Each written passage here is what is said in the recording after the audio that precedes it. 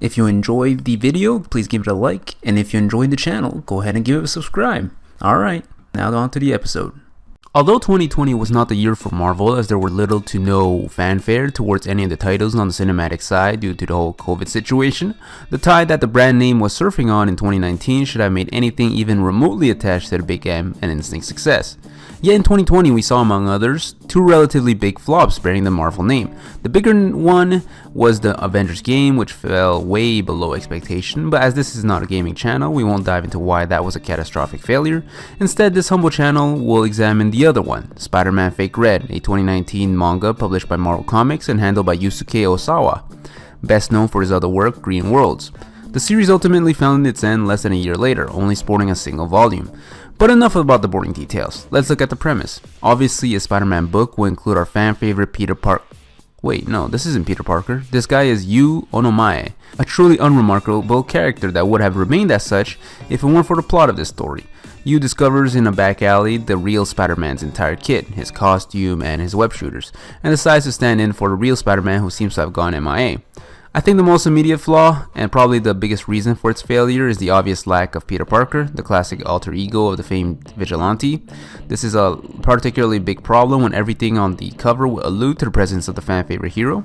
No, it is true. Look, the cover shows the world famous Spider-Man mask, the words Spider-Man are prominently shown, and while it's true the words Fake Red are there, and in the context of the story, those words make sense. For those not knowing anything going in, the words by themselves mean nothing, which only builds up anticipation and subsequent disappointment when coming face to face with you.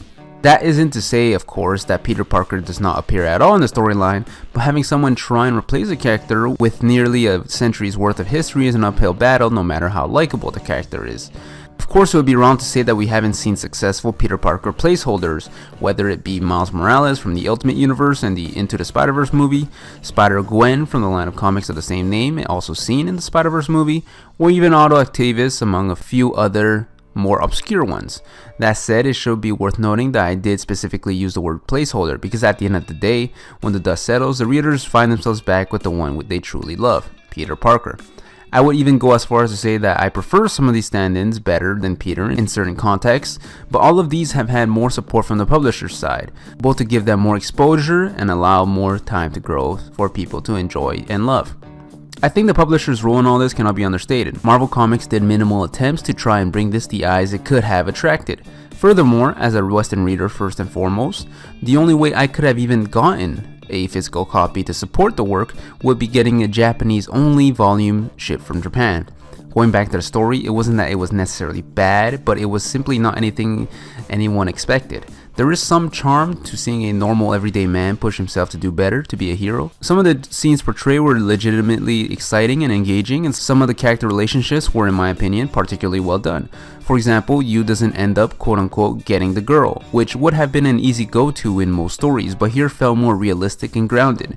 For the most part, the main character here was his own worst enemy, as he is unfit, both literally and figuratively, for the role of Spider-Man. And while that sounds on paper like a good concept, this is problematic if we consider the fact that this should be a superhero series, and what does every good superhero series have? A good supervillain. And in that sense, the series utterly fails. Apart from a few big name villains introduced within the series' dying breath, our fake Spider-Man's greatest adversary was, brace yourselves, Screwball. Now I'm sure you're saying to yourself, whoa, they have Screwball in here? Whoa, I didn't expect such a big... No, who am I kidding? As an avid comic book and especially Marvel comic book reader myself, even I had to Google the name to make sure this was an old recycled character instead of a wholly original one. Supporting cast was both impressive and disappointing, as while I can see how in the big picture the amount of development and relationship building done would make sense, if Marvel had been upfront with the author in regard to how important public engagement was, I sincerely believe we would have spent more time on more immediately rewarding plot progression, which would have helped hook in new readers through word of mouth. It's infinitely easier to explain to your friend how amazing a fight was than it is to explain how truly realistic the main character getting turned down by a girl due to her opening up about her sexuality. At the end of the day, I do believe there is some level of disappointment associated with the series, and for the most part, I actually put more of the blame upon the publisher, Marvel Comics themselves. Yuusuke went above and beyond with the art. These panels were downright gorgeous, the action scenes felt dynamic, and the city of New York felt alive. Although some of the villains were disappointing, seeing the artistic interpretation of the ones that did appear was incredibly fun. I enjoyed some of these over their comic book counterparts and disliked some of the others, just as I should have as a fan of both mediums. The story, while slow to rev up, was relatively good, not wholly original, but also not completely alien to long-time comic book readers, so it should have been enough to hook some intersecting audience. The art was gorgeous, and while it is true that perhaps the lack of color may have pushed some away, I believe we are above that. The art is straight up fantastic. Having read Yusuke's previous work, Green Worlds, I had always felt that I understood what he was going for, but that his art back then had been unpolished. Spider-Man Fake Red had some of the best panels I've seen from him that is reminiscent of Spider-Man comics, yet unique in its own way.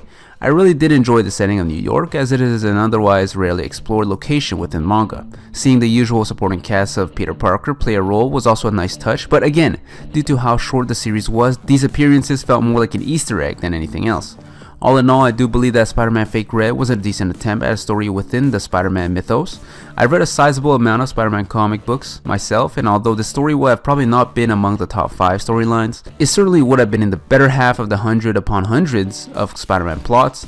The biggest failure has definitely come from the publisher's part. With how cutthroat Marvel was, they should have made it clear to Yusuke that there could not have been a slow build-up, which is what this story was, but instead he should have aimed to grab attention as quick as possible. Had that been made clear, I'm certain that this series would have went in a different direction, not completely different, but recognizable.